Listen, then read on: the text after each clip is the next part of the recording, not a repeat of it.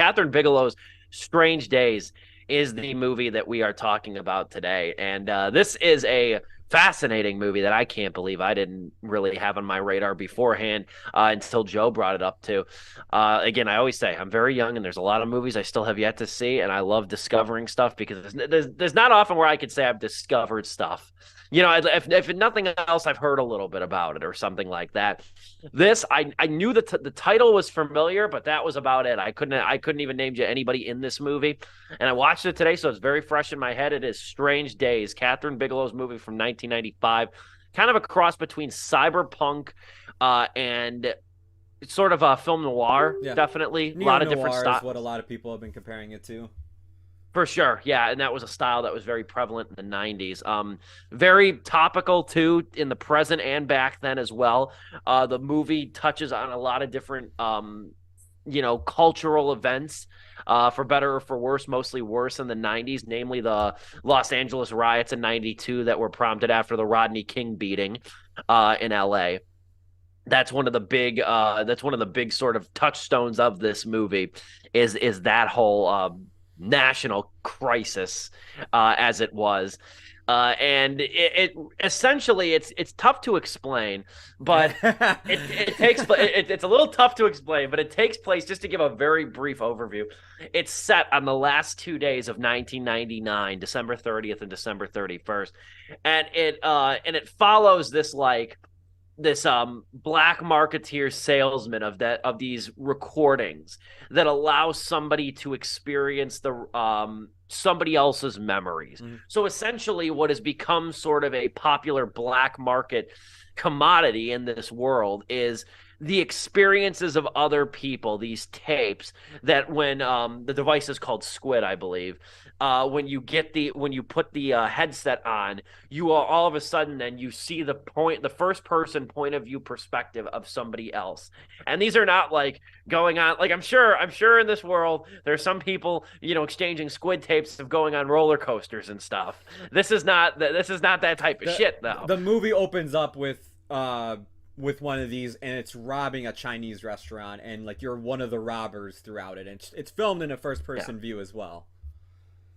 Yeah, and you see quite a lot of this stuff too. You see, like, it's a lot of robbing, it's a lot of murders, it's a lot of police altercations, rape. I mean, it's hardcore Yeah. stuff that you are seeing through the perspective of the perpetrators of these crimes, and it follows two individuals. Lenny, played by Ralph Fiennes, who's excellent. Actually looked like, and I knew it was Ralph Fiennes throughout the whole thing, but I'll tell you right now, there's a few points over, like, during this movie, he really, like, how sweaty he gets and everything, he really looks like Bradley Cooper. Dude, I was yeah. I was thinking of that at many points. I'm like, this could be just straight up Bradley Cooper. Like he could play his dad in a movie. I don't know if he has, but dude, Yeah, I made the joke when I was taking notes in this movie. I said the best supporting actor in this movie is Sweat. Because especially like how grungy he gets throughout the whole thing. But Ralph Fiennes, not Bradley Cooper, is Lenny. Angela Bassett is Mace. And let me tell you something else too. I know a lot was made about Angela Bassett's performance in Black Panther, Wakanda Forever, that got her the Oscar nomination. God damn it, this movie, I would have campaigned for her to get an Oscar nomination over this one, over Black Panther. She was a total badass in this movie, dude. Like, I mean, She's great. And like, again, like, this just shows like Bigelow like just knew how to like do women characters. Like, this is why Jessica Chastain's character in Zero Dark 30 was as good as she was. It's just like she like was a total badass, and like I really enjoyed watching her on screen. This is like, honestly, like, for the longest time I was like, yeah, maybe like Wakanda Forever might be one of my favorite performances that Bassett's ever done, because I really think she gave it her all in that. No, this is like, I was like, this performance was so freaking good. She plays Mace, Angela Bassett does, in this movie, and these two team up. These two team up in this like dystopian hellscape that is LA in 1999, to try and like there's a lot of different things happening here. There's the murder of a popular rapper / social activist, in Glenn Plummer playing Jericho 1 in a really good performance. One of the villains too is Tom Sizemore, who plays Max Peltier. The late Tom Sizemore as of recently too. A couple other decent performances too. You get Juliette Lewis, who plays a prostitute in this. She plays Faith. And then you have Vincent D'Onofrio as well. He plays one of the arresting officers of Jericho 1 2. Yeah. So there's quite a lot of good performances in this thing. A lot of really swell visuals. But again, I'm not going to lead the discussion on it though. Joe, you were the one who suggested we watch this film and stuff. I want to know kind of your general impressions, why it stuck with you, and why it was a candidate for you to mention on Sleepless. We kind of like brushed on a few points right there, but what really stuck with me is just like, and this is something we'll get into later after we talk about all of our general thoughts, is like how much of this movie really kind of just seemed like it was ahead of its time. Through both like its commentary of what it was talking about at the time, but also the technology that it was introducing throughout the film. The entire time I was watching it, I just thought of like comparisons. If any of you have played cyberpunk, or if you've ever watched even the anime that's on Netflix, like these things are called like brain dances, where you go into somebody's head and everything. It like, even when I was like playing those games, I always thought about like, oh, like this is kind of similar to social media, and to see like Strange Days do it as good as it did here, but also have like the market aspect of it is like, it's almost like it's like the dark side of the internet in some ways. And just eventually what one of the brain dances is used, which is spoilers for anybody that has, if you haven't watched this movie, I suggest checking it out. But the brain dance that eventually leads to showing what happened to Jericho 1, and the conversation that Ralph Fiennes and Angela Bassett's characters have about what they should do with this footage and everything, and like what it can do to the world at this point in time. It was just like, my God, like that could be going back to 2020 with the whole George Floyd thing, and just like the person that was probably recording all that footage, and all the various people that probably were recording it in general, and just sharing that on the internet, knowing like this needs to get out there, people need to see this. There was that. There's also just like the performances in this movie, like we were saying. Like Ralph Fiennes is like one of my favorite actors. The Grand Budapest Hotel, him as the concierge, like the person that owns the hotel and everything, M. Gustav. That's like one of my favorite comedic performances of all time. And I've seen dramatic stuff from him. Like he was in the Bond films. He's in like really some really good dramas as well. Dramatic wise though, I think this might be my favorite performance of his, because he plays it so good, switching between a total sleazeball black market dealer, and then to like he's a former cop, by the way, in the movie. He swaps between those two personalities seamlessly. There's never a moment like I'm just like, yeah, I'm not buying him as this. I'm more buying him as the sleazeball, or I'm buying him more as the cop than the sleaze. No, it's like, dude, he really embraces both sides of this character, man. And he's just so interesting to watch. And then, like I said, Bassett is just a total badass, and they have great chemistry together. The other thing about the movie is just the look of the movie. I know like Y2K movies, like they're kind of like outdated and everything because nothing came of it, but just kind of being in this time capsule moment of like the 90s, of what they thought like the future was going to look like down the line and everything, especially going into the 2000s and whatnot. I just thought it was a cool like look to the film, and using the backdrop of LA kind of like reflecting what was happening in 92. I thought also added to the film's atmosphere of it being like cyberpunkish as well and everything. It was just such a unique movie that I was like, how the hell do people not know about this? It's cyberpunk, and that's been blowing up lately, because I know Blade Runner didn't do the best in box office, but on home video it killed it. The video game was like one of the most talked about video games. Not Blade Runner, just Cyberpunk, the video game. It was talked about it was one of the most talked about video games, for better or for worse, back in 2020 when it released. And it was just like, I'm surprised people just didn't know about this. Kathryn Bigelow directed it. James Cameron wrote it, and like both of them produced the film as well. It's got an all-star cast and everything. And to just see that, like, yeah, it just didn't do well, or just like, it didn't even find like a cult following status like some of our other films that Ebert points out in his review of it. Just great review too. Yeah, it is really good review. It's a very good review. Yeah. I was just like, the entire time I'm watching, I'm like, my God, like this is so damn good. This is an underrated gem that I just felt like was like, probably one of the best films of that decade. But B, I just wanted to share it with you guys and also share it over Sleepless to see if we can just get another person to view the movie. But I'm gonna pass it off to Dom. Yeah, first thing I was impressed with is how Kathryn Bigelow was able to film this by just going to the streets of Los Angeles and just filming what was going on. Just very impressive. Just tanks on the street, people just constantly rioting and just fighting. I'm like, this is so ridiculous, but that kind of pushes the I guess we'll call it the cyberpunk element of it over the top. But if you think about it, like, it's not really that hyper futuristic. Like cyberpunk pushes it. I was expecting, reading the plot of this film at first, just a quick summary. I'm like, oh, is this going to be like Fifth Element where they're doing just crazy shit? But no, beyond the squid technology, there's really like it's actually very grounded and like not too far in, I mean, literally not too far in the future from when it was made, but also just like that technology wasn't that crazy. That even the fashion was was kind of muted. Like I love I love particularly 90s interpretation of like, hey, this is like the underground, and then you got like random people with snakes and like just long hair, mesh shirts and everything, which was kind of true at the time, but it's just over the top. It's just the mainstream's interpretation of that, and I always get a kick out of it.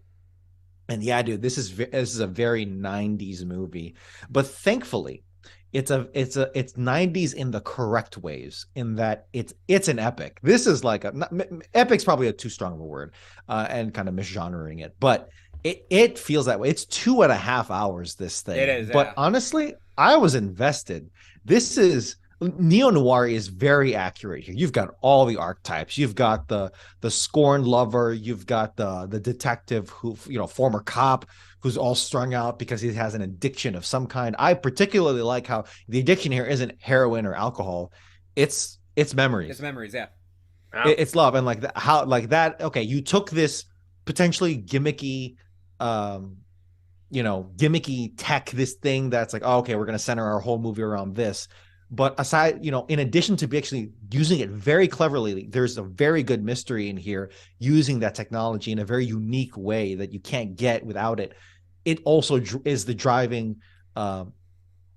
emotional force for this character, for Ralph Fiennes' character, for Nero, is Lenny, is that he just can't get over his love, which is such a core part of so many noir films, that it's only enhanced by the tech, and it's not gimmicky at all, and it's so cool. And this cast, there's not a single weak point in this cast. It is firing on all cylinders. No, I loved. I'll tell you right now, and maybe love's a weird word, but I found myself definitely entranced by the voyeurism of this whole thing. And it's really hard to watch this thing in the present day without kind of touching on or trying to draw comparisons to modern life. I mean, obviously there's the Rodney King, George Floyd connection there on the surface too, but the voyeuristic angle here for me is a lot the first person shoot, or the first person perspectives and everything reminds me of a lot of obviously cell phone video is the big thing, but also first person shooter video games too, and things like that. At this time when this movie was made in 95, virtual reality was starting to become a concept that seemed plausible. I think about it, it's kind of an eye-rolling comparison, but this movie came out the same year that the Virtual Boy came out, the Nintendo video game console, and that was predicated on virtual reality, as bad as that thing sucked. So it was in the collective consciousness at the time that this was, trying, that Kathryn Bigelow and company were trying to implement the first-person shooter, or the first-person perspective devices and stuff. And this thing really does not skimp on controversial things like racism, police brutality, abuse of power, sexual violence. I think the most disturbing sequence of this whole thing for me, probably, well done sequence, but Christ, it was a hard one to watch, is the scene with the intruder when he makes her witness her assault and makes her murder. feel her own assault, makes her the pleasure that he's having. Yes, yeah, like watches herself, like forces her to watch herself, be assaulted and murdered. Like that was rough. Another, this Well is done, again weird to but say, man. but it's another effective use of this unique device in your world that it's like you can't really do in any other another story because it's such a unique thing that you made up. Very gimmicky potentially, but they were able to use it in a very disturbing, messed up way. And it's like they keep showing it to people too. I'm like, oh man, I don't think you need to keep showing this. Jesus Christ. But yeah, it's it. I was reading initially some reactions to the contemporary reactions, and they were saying like, "Oh, it's very exploitative for its violence and its sexual violence and all that." I'm like, honestly, like I think this everything was appropriately applied, because again, it's once you have that neo noir tag, you kind of have pedigree. I mean, you can do whatever, but like with any movie, but I'm saying like in terms of like when you have that genre tag on it, you have kind of a free range to do what you need to do to tell something gruesome and gritty, because the genre is just bursting with examples where hookers are getting abused, people are getting offed in gruesome ways, and here I don't think it was even that super exploitative, because everything just felt appropriate for the genre, and everything was effectively balanced to the story. I guess the murder mystery plot with the serial murderer and rapist, I guess that was a point where it kind of fell to the background, and it was in any other mystery this would have been the absolute forefront, but because there's a bunch of other stuff going on with like race relations, the assassination of like a prominent black figure in the community, police corruption, all that stuff, it's something that needs to be focused on, and it wasn't quite as focused on. So I guess I can see that, but yeah, it's another staple of the genre is what I'm saying. So it's not surprising that they included it. I think I'll just throw this out there too. I think the only like mild critique that I would have with it is that I felt the dialogue at times, like especially the inner, not the exposition, which this movie I think incorporates extremely well. This movie doesn't feel like it's outlining like the events or anything, or like outlining the world in sort of talky, expository ways.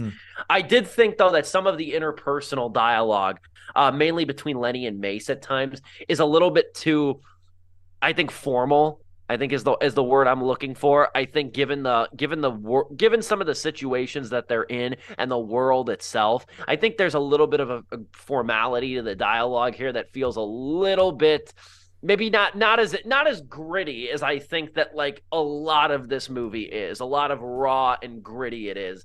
It's by no means a large complaint, but if I had to nitpick one thing, I think that would probably be it. Other than that, is it the written dialogue, or is it just Angela Bassett being such a stone cold son of a bitch in this movie in a good way that the delivery seems formal? That's a good question. I think honestly, I think it's more Fiennes than it is her. I think really. Oh yeah, I think Ralph Fiennes. I think a little bit. Yeah. I think he's got like the character of Lenny. I think Lenny has like this almost like sort of like, I don't want to say weaselly, but like sort of like this insidious nature about him. He's slimy, slimy. He's slimy. That's a good word. Like he's got this sliminess to him though, but he also kind of carries himself, especially in some of just the way he phrases certain things. Yeah. I think seems a little bit too polished. I thought some seemed a little bit too polished here or there. It really wasn't a critique towards Bassett. Could just be the British actor trying to do an American accent thing. I don't know if it was that. Possibly. I that would probably be the only real thing that I could really harp on with this thing though. I think the technology element, like I think the visuals have aged very well too. I think this is an attractive movie at Times Square. It looks so good, man. Yeah, like, the set design of that, all the extras, and all the Times Square, or is this L.A.? Oh, I'm sorry. Why the hell did I LA. say Times Square? It looks like Times Square, it's future L.A. and everything. Right. The neon billboards and everything. That's fine. That doesn't matter. I had written down in my notes that comparison to Times Square, but I read just only Times Square.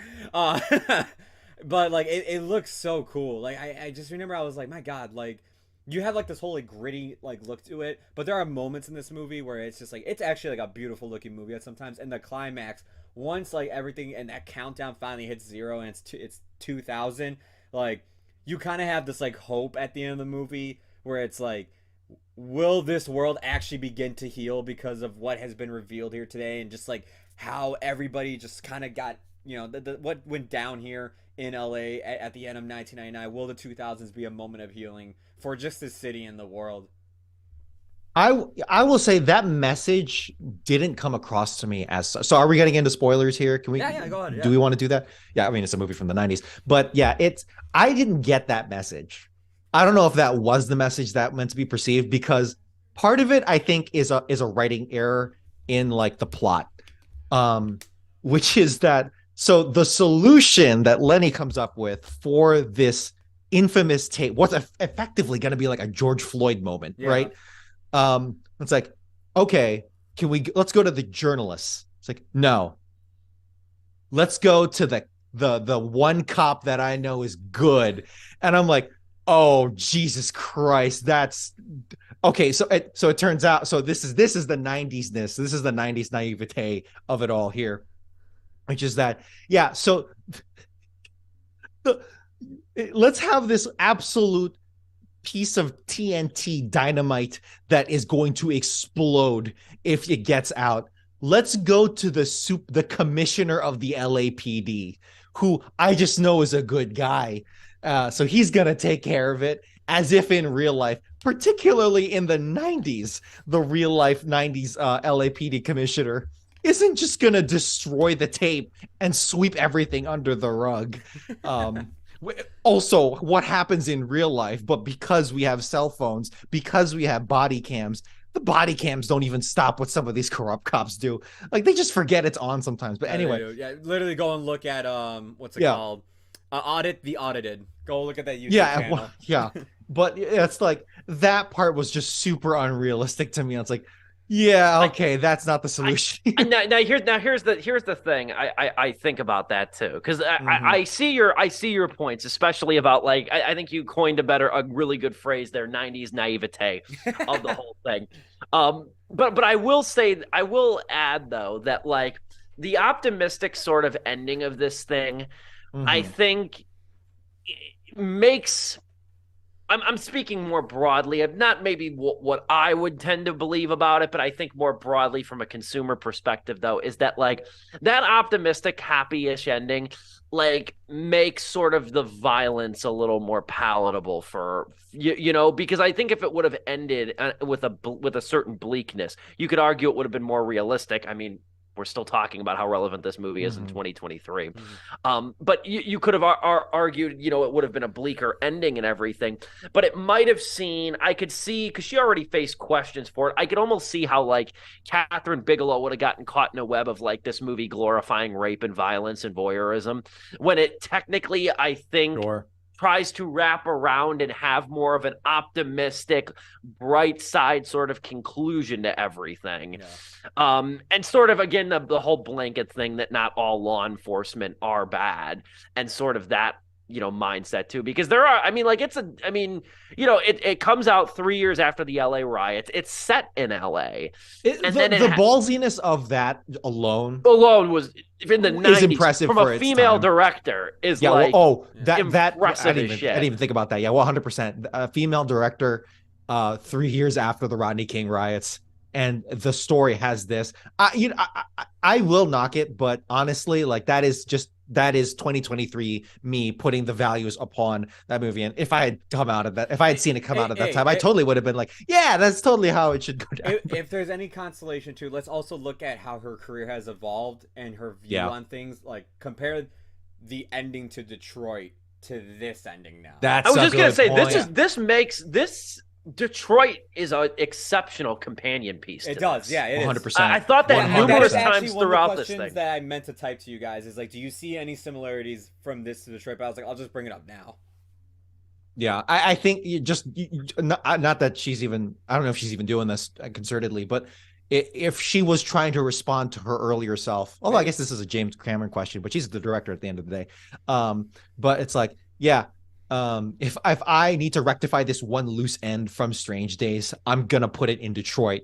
And she 100% did it there because that movie is a horror show And, of and and police that's a brutality. story that really, like, I mean, like, Also, it really happened. even you it really happened, but like also doesn't have like really the cultural relevance. I mean, it did happen in the 60s, but there's a lot of things that happened in the 60s that we still Yeah. talk about. Yeah. You know, at least like the Rodney King is still relevant. Rodney King, you could say the name and most people know what you're talking about. The Detroit story, I'll be blunt, I had no idea what it was, and I don't think I'm the only one like that had no idea about the background of that whole thing. And that movie, I still think about Detroit every now and again, especially when watching movies dealing with race and everything like that. And that is a top-down masterpiece, I think. This I would put the honestly for favorite Bigelow movies, I would put Strange Days and Detroit at the top of the list. I really would. And that's no slight Honestly, to Hurt same. Locker or Zero Dark or Zero Dark or anything like that. That's no slight to those. I just think in terms of impact, Strange Days and Detroit, like they set out to do something and portray, like in Strange Days case, this dystopian LA, in Detroit's case, a reprehensible historical account of racism. And they do so in a way that feels completely realized, human, and powerful, like in a punching manner, for sure. Getting back to the technical side of things, I'm just thinking about this now. I'm impressed by how well she can do in this kind of epic, grandiose thing like Strange Days or a Zero Dark 30, where you have the protagonist just kind of going from set piece to set piece to set piece, and like this massive budget. But then she can just nail, just talking about Bigelow now, she can just nail claustrophobic bottle films. Like, thank you, bottle films like K-19. I kind of want to watch that again. Hell, even it's in a submarine the whole time. Yeah, exactly. This is all. I mean, there's some scenes outside with some riots, but it's mostly in this one hotel. Yeah. And you get to know that hotel very well. At least just kind of the presciness of the placement of everything. Yeah. Is super impressive. Again, she's just a director that I think a lot of people sleep on, despite her being this massive name and Academy Award winning. What was it? For my high school, we had to make like a person we want to induct into the History Hall of Fame, is what my history teacher called it. And I chose Kathryn Bigelow, and like we had to make like a unique thing for their poster, and I made her Oscar that she won for best director for the Hurt Locker as my poster. Like I recreated the shape of like the Oscar statue and everything. And ever since ever since I've done that though, like I keep going back to her filmography. I'm like, you know what? I knew it was the reason why I was fucking like 100% down for this woman, man. She owns this shit. I want to watch K-19. I remember that was always on TV. Yeah. Like growing up on cable, at least we had DirecTV. So it was always on. I've never seen it. And with reading about Bigelow today and stuff in preparation for this movie, again, I just watched it a couple hours ago. I kind of just want to get a better handle on her filmography, because it's like I haven't really, like, I guess now I've seen 4 movies by her. As someone who likes Chernobyl, which is the story about these Soviet characters trying to navigate a nuclear disaster, I also really like K-19 and vice versa. Yeah, because there's that one. There's Point Break, which I've never seen. I've never seen that one. You know what? Wow. I haven't either. What? I haven't either. Yeah. Oh my god. Maybe we might have to make another retro review. Crap. Are we just gonna have like Bigelow breaks where we just like the Bigelow breaks? I like that. Watch a random Kathryn Bigelow movie. Spin a wheel. Yeah. Oh, we landed on Zero Dark 30. I'm down. I like her stuff, but I just keep forgetting because it's not like she's a Scorsese where it's like, oh yeah, it's a Scorsese crime movie, sure, with Robert De Niro in it. No, she switches actors up, she switches genres up, she switches genres, man. And it's like you can't pin her down, and that makes her probably one of the most versatile directors that is just out there. Yeah, I would agree. Her next film is called Aurora. I don't know if it takes place in Aurora, but it's about it's a drama about like Silicon Valley CEO, like, strange brother, divorce. It's like, okay, total mix up from going from Hurt Locker, Zero Dark 30, Detroit, now this. Another bottle film, but this time they're in like a Facebook office. I'm excited. I would absolutely watch that. I don't know if you want to go into final thoughts. Is there anything else that you'd like to add to, No, Joe? I like Well, even I'm like game. I'm game for whatever. I'm totally fine with wrapping it up right now and giving our final thoughts. We'll be bleeding on the OT, and who knows how long that'll go on for. I know we all have. Are we giving star ratings, or is this Yeah, kind I of would just like to. beyond that? I thought so. I can go first if you guys want. You go for it. Okay. Yeah, man, this was I like it's funny actually. After I found this movie, I was on TikTok and like I saw other people being like underrated movies on HBO Max, and this was one of them. And I'm like, yes, please get word out about this movie in general. This to me, it was a surprise to find. I just came across it because after I saw Avatar 2, I was just going through James Cameron's filmography. And I was just like, oh, Strange Days, he wrote this. Kathryn Bigelow? I'm like, well, I'm like, my lady, I'm sorry, I didn't know. So I found out it was on HBO Max. I turned it on, and I just remember sitting there and like, just like, my mind was just blown at how good it was. I was just like, how many people do not know about this movie? That's, you know, I asked a couple of my friends who, you know, one of them is going to film school. He said he didn't know about it. I rewatched it with him just to see like his reaction to make sure I was going crazy and I wasn't just simping for Bigelow here. I think it covers so much within that 2 hours and 30 minutes. There's a lot you could take away from this movie in terms of its messaging. It's like, you know, it was ahead of its time. There's some great articles. I linked it to the guys here, but if you just type in Strange Days and you on Google and you type the news articles, you'll find them. There's one from Collider and MovieWeb, and you can find plenty of others. And I highly suggest reading Ebert's review to put you at that point in time when this movie came out and just a reaction to it. It's so good, and even if you take all that away, it is just a really cool world with great performances and a great story to it. At the end of the day, it's just great filmmaking altogether. At the end of the day, I really wish they never got divorced because I would love to see these two make another movie like this again, where he writes and she directs. Because I feel like Cameron just knows how to do like blockbustery writing and stuff and have like really cool moments. He really does. And Strange Days kind of shows that through this writing. And I think Bigelow, like, even though he's like a different style director, I think Bigelow knows how to ground that stuff and make it raw and cool. So for me, it is a 4-star film. I absolutely love it. And maybe it's just like, oh, look what I found and everything. But I will tell you, like, when I first finished watching it, I was like, yeah, 3.5. But the longer I've thought about it, the more I've talked about it with the people, the more love I've gotten for this movie. It's just grown over time. This is the 3rd time I've rewatched it already. I'll go and then I'll throw it over to you, Dom. Yeah, thoroughly impressed by this movie, top to bottom. Kathryn Bigelow again.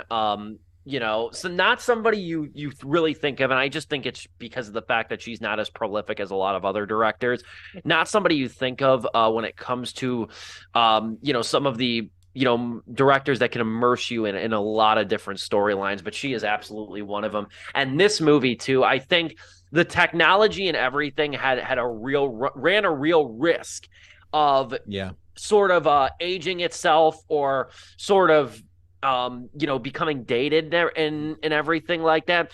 And I don't see that being the case with this movie. And I also think that it's really anchored by 2 tremendous performances by Fiennes and Bassett. I think that they are really the emotional glue of this movie, especially when this movie does get raw, when this movie does get very violent, sort of on a dime at times. I think it's top down impressive, and I love the world, the sort of the cinematography here that blends that cyberpunk, and it's not totally full blown cyberpunk. It really isn't. We might even be misusing that term, but there's probably a better. That's term what for Wikipedia it. classifies this as. Is a cyberpunk really? Thriller. I can see it. I think it's like the clothing, the look of people, and also just some technology. Not only is it just like the brain dance device squid, but there's also like giant monitors and stuff throughout LA. I get it. Yeah. For sure. I love the crossbreeding amalgam that comes with the cyberpunk sort of visual edge and the neo-noir visual edge as well. I think it makes it really enticing for the full run of the movie, which I didn't feel like was particularly too long personally. I think there was a lot about this that was incredibly well done. So it's 3.5 out of 4 for me. Thoroughly enjoyed it. I've just made a note. I was amending my my calendar here, my movie watching calendar. I plan on watching K-19 The Widowmaker in the next couple of weeks, sometime in April. I do want to give that a watch. I want to know what you think about it. Honestly, I kept on trying to compile a reason to not be 4 stars, but at the end of the day, I have to give it 4 because for a 90s movie to be this long and epic, it's while being neo noir so effectively, which I really appreciate, and to handle its gimmick so damn well, and bake it into the story and the themes that it has anyway. This is a really, really, really ambitious movie, and I don't really see much of it of that pedigree during that time that isn't like a Titanic already. I'm sure I'm missing out on some others. Like what's a movie as long as that? What, Shawshank? But that's such a kind of a straightforward move, not straightforward, but it just pales in comparison to the feeling of Strange Days. So I gotta give it 4 out of 4 because I'm just thoroughly impressed and surprised by how engrossed I was into the story, and I could even watch it again. I'm so happy. Same. Yeah. I was like, man, I can't wait for them to watch this, dude. The cards were stacked against it. I wasn't looking forward. It's like, oh, 90s movie. Every time Steve, like, what is this poster? It's like, come on. In March, he's like, oh, let's review Creed 3. Oh, let's review this. I'm like, damn it. I want to review that stuff too, but like, it wasn't a slight because no, I had a good belief that this thing was going to be pretty good. I mean, if nothing else, I read the Ebert review too, which was 4 stars, and I'm like, I trust my God over here and name my cat after him. So like, I had a pretty good intuition that like it was going to be a pretty good movie. It was just more of a time thing. It was not a slight by any means. It's a little bit tougher sometimes for me to get into dystopian movies, but absolutely, yeah. But no, this one I latched onto right away, was definitely gripped by this thoroughly. Enjoy is kind of a tough word for it, but it's a worthy one. I did enjoy this.